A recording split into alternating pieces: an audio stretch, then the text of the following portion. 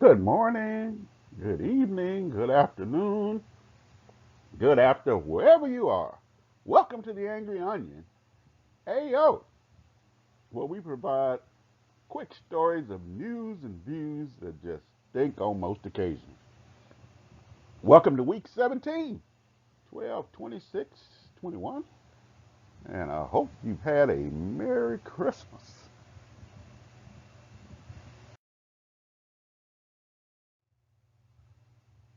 This week on the Angry Onion, we're going to try to give you a few stories that sizzle and smoke up the place and it just stinks so good. Once again, this is the Angry Onion and I am A.O. So let's tell you a little bit about what we do here. All right, here on the Angry Onion, our goal is to give you a short, different side of some of the unique stories from the world of news, weather, sports, or something just crazy. Most of it will stink, but guess what? I am an onion and I stink. If you think it stinks, you can definitely talk about it in the comment section by yourself or with others. However, remember, I am an onion and I stink. So whatever I do is bound to stink. And as an onion, I don't have logic. If you get upset, then all I can say is that you're getting upset with an onion. And an onion doesn't have a brain or feelings. We'll also have an onion breath stinker of the week. You can also nominate someone to be the onion breath stinker of the week. Each week we will have a unique question or topic for you to ponder and discuss. More than likely, it will stink also.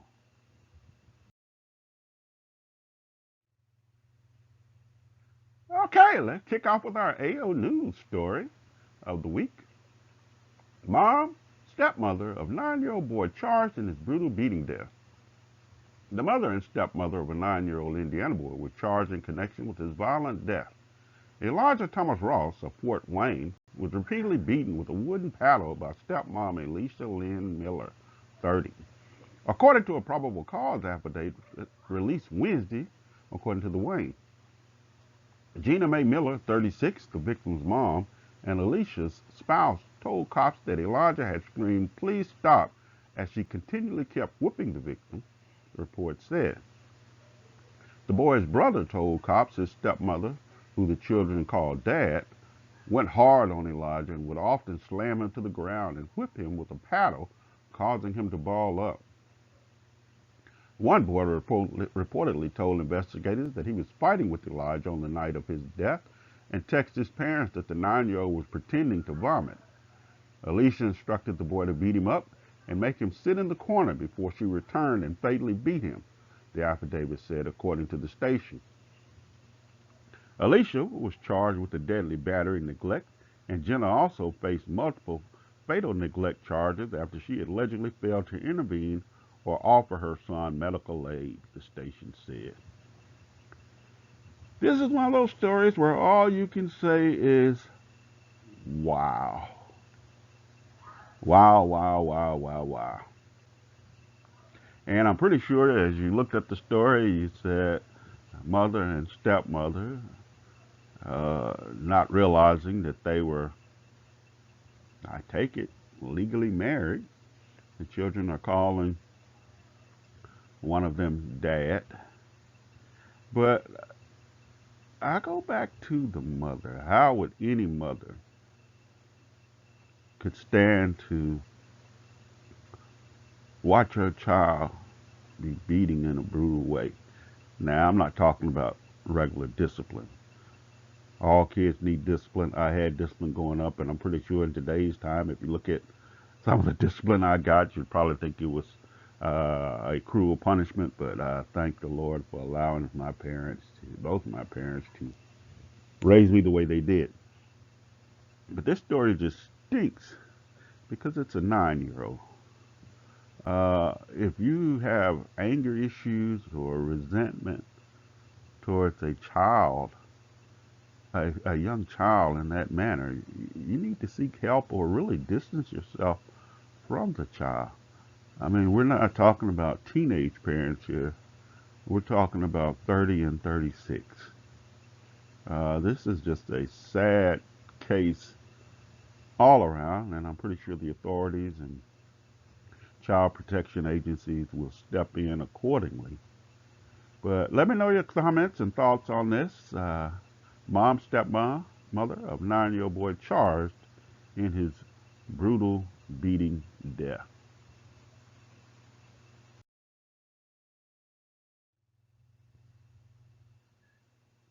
Okay, here is our AO sports story of the week.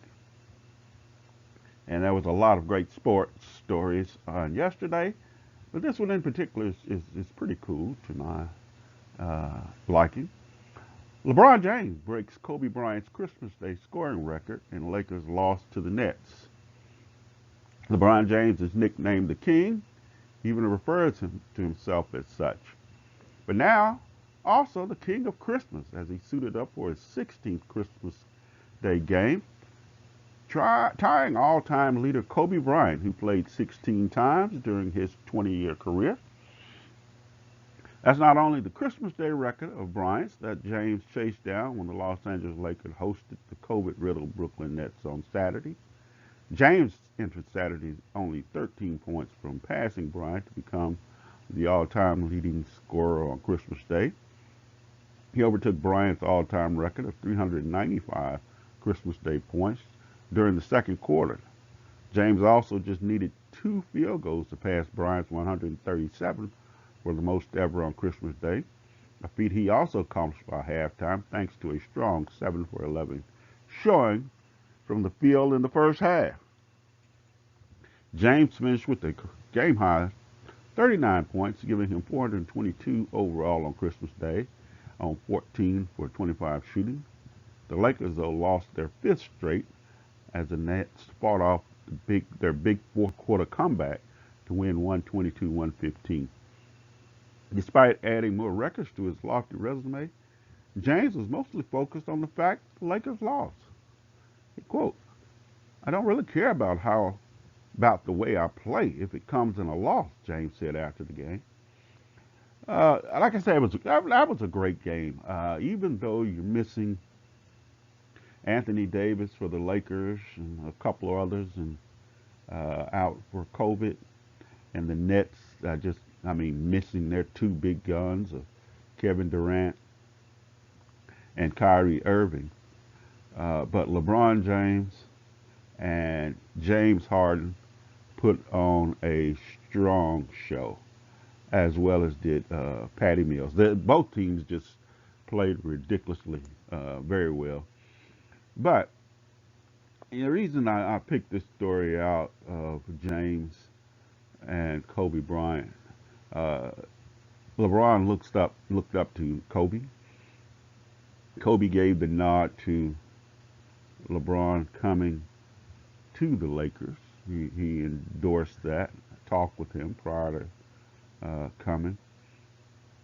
When LeBron passed Kobe for the all-time points on the all-time scoring list, it happened to be the day prior to uh, Kobe's passing in a helicopter crash. And if you go back and you look at that footage, uh, the game, if I'm not mistaken, maybe it was in Philadelphia, and they were talking to LeBron after the game, and it was almost like he was giving Kobe his flowers at that time, saying how he admired Kobe, how he looked up to Kobe, how this was such a great feat of not so much moving up on the all-time list, but passing someone that he admired, looked up to, and loved, Kobe Bryant. And Kobe is beloved by the Lakers, the NBA, all as a whole. And during the bubble season, for the Lakers to go out uh, and win that, uh, as a recognition towards Kobe, it just makes anytime these type of stories pop up, and it involves Kobe, just a great thing that has happened. So, LeBron James breaks Kobe Bryant's Christmas Day scoring record, and Lakers loss to the Nets.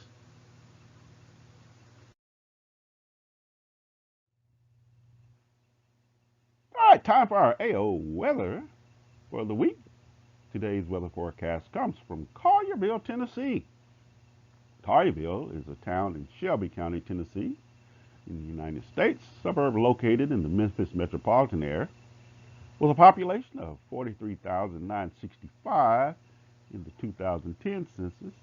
Collierville is the third largest municipality in the county after Memphis and Bartlett. It is home to the Carriage Crossing Shopping Mall, and it's served by Collierville Schools.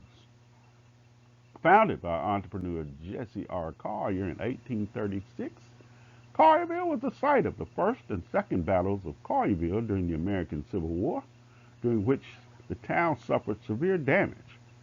After a period of regrowth, Collierville saw substantial economic expansion in the 20th and 21st centuries and now boasts a high quality of life. Collierville's downtown area is listed on the National Register of Historic Places, and in 2014, Collierville Historic Town Square was ranked by Parade as the best main street in America. The weather this week will see temperatures in the lower 70s during the week and in the lower 60s at night. Thank you to the great folks in Collierville, Tennessee, for bringing this week's Angry Onions weather forecast.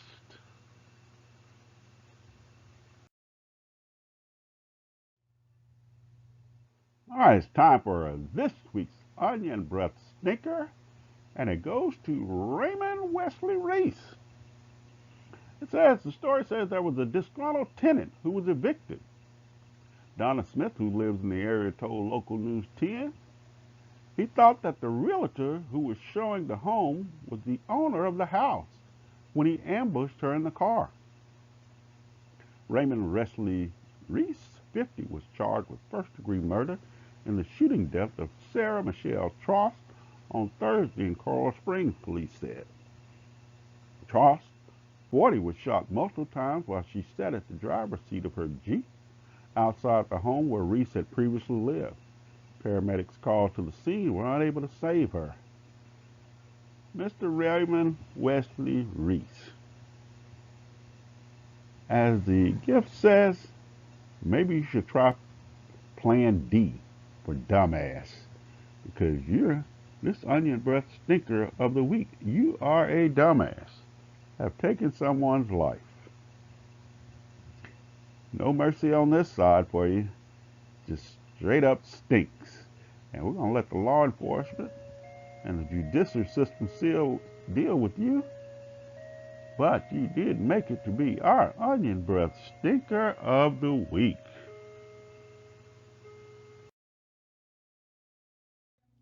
All right. So if you believe you have an onion breath stinker and you'd like to nominate someone, please do that. Just shoot us an email at rodtv65@gmail.com. Let us know why you're nominating that person, and we'll try to get them there. You don't have to send us a picture. You just let us know that they stink. And guess what? Others may say they stink. Others may say, well, this whole process stinks. But guess what? I'm an onion, and I'm supposed to stink. All right? Okay. Let's move on. All right. Time for our stinker question of the week, and we're going to keep the holiday cheers going. And we're going to start out from a Christmas standpoint, and a belated Merry Christmas to you. But our question of the week this week is, how was your Christmas holidays? Give us your thoughts on that, short, sweet, and to the point. And once again, Merry Christmas from the Angry Onion.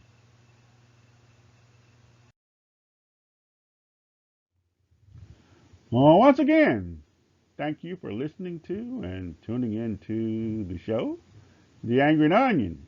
It stinks and it will continue to stink. But remember, I'm an onion. Heyo, I'm the Angry Onion, and everything that I do stinks.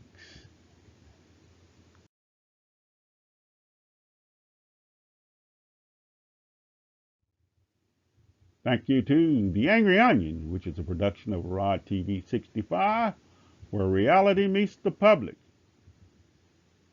Rod TV 65 is a production of BBB2M Media.